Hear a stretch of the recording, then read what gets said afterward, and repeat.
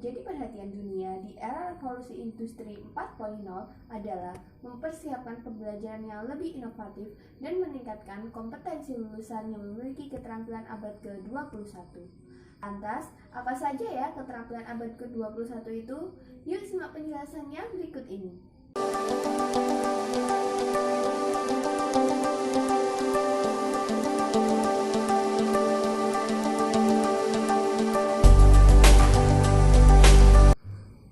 Assalamualaikum warahmatullahi wabarakatuh. Halo semuanya, ketemu lagi dengan saya Miliana Rizkuna Mufidah dari TMT 5E.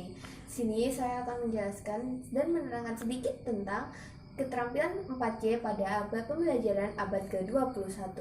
Langsung saja ya kita masuk ke materi.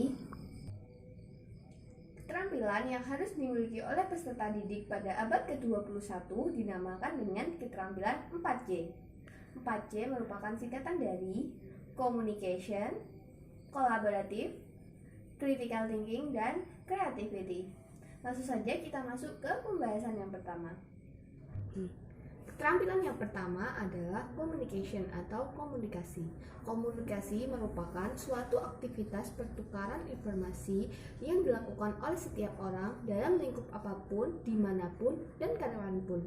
Definisi lain dari komunikasi adalah suatu keterampilan yang meliputi kegiatan berbicara, mendengar, bertanya, dan lain-lain untuk menyampaikan pesan atau informasi kepada orang lain melalui berbagai media. Untuk membangun komunikasi yang efektif dalam diri siswa, maka guru memerlukan beberapa strategi. Di antaranya yang pertama, mengajarkan siswa bagaimana cara menggunakan komunikasi dalam berbagai tujuan. Yang kedua, mengajarkan siswa bagaimana menggunakan dan memanfaatkan teknologi untuk berkomunikasi. Dan yang terakhir, melatih siswa untuk berkomunikasi dalam keadaan apapun, dimanapun, dan dengan bahasa yang beragam. Keterampilan yang kedua adalah kolaboratif atau berkolaborasi. Kolaborasi merupakan tren pembelajaran pada abad ke-21 yang menggeser pembelajaran yang berpusat pada guru. Kolaborasi merupakan suatu keterampilan yang dimana dalam prosesnya melibatkan siswa ke dalam suatu kelompok untuk mencari pengetahuan yang baru dan berinteraksi secara sosial, baik di dalam maupun di luar kelas. Beberapa strategi yang dilakukan oleh guru untuk menumbuhkan jiwa kolaboratif dalam diri siswa antara lain yang pertama, melatih siswa untuk mengambil tanggung jawab saat bekerja sama dengan timnya. Dan yang kedua, mengajarkan kepada siswa untuk menghargai ide dan kontribusi dari setiap anggota tim di mana dia menjadi bagian dari tim itu. Keterampilan yang ketiga adalah critical thinking atau berpikir kritis.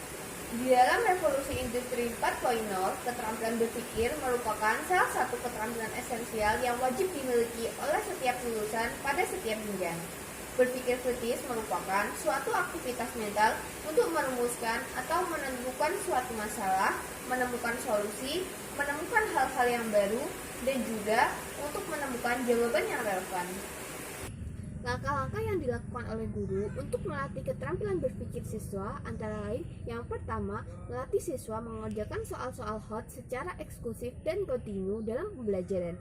Yang kedua, mengajarkan dan mengajak siswa untuk berdiskusi dan tanya jawab di dalam kelas. Yang ketiga, mengajarkan konsep secara eksplisit, dan yang terakhir, melakukan scaffolding.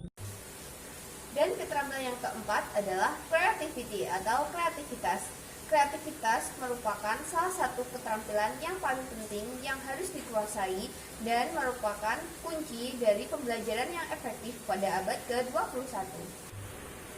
Keterampilan berpikir kreatif merupakan suatu keterampilan untuk menemukan hal-hal baru yang bersifat orisinil, untuk mengembangkan solusi-solusi yang baru, serta untuk mengembangkan ide-ide agar lebih kreatif, bervariasi, serta unik.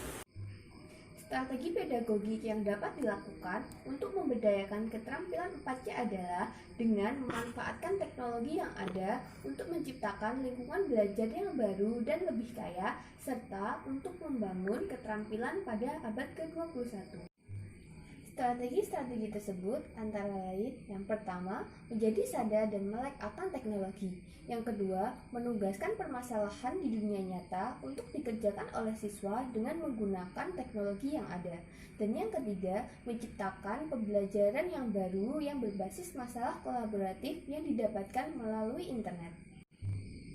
Demikianlah yang dapat saya sampaikan. Terima kasih saya ucapkan kepada Bu Mirina Hadi selaku dosen pengampu mata kuliah Telaah Kurikulum dan Perencanaan Pembelajaran serta rekan-rekan yang terlibat dalam pembuatan video ini. Akhir kata, saya mohon maaf yang sebesar-besarnya jika ada kesalahan kata. Wassalamualaikum warahmatullahi wabarakatuh.